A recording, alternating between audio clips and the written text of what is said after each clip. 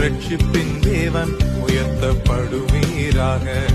என் கண்மலையானவர் துதிக்கப்படுவீராக. என் ரட்சிப்பின் தேவன் உயர்த்தப்படுவீராக.